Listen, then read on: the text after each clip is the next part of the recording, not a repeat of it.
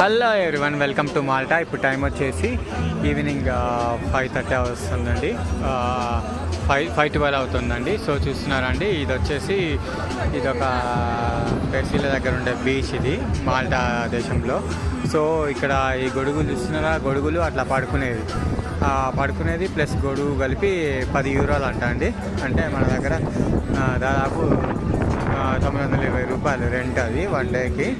So చూస్తున్నారా, ఈ business కూడా బాగానే ఉంది, మస్తు అమ్ముడు పోతాయండి. చూస్తున్నారా జనాలు ఎట్లా ఉన్నారో,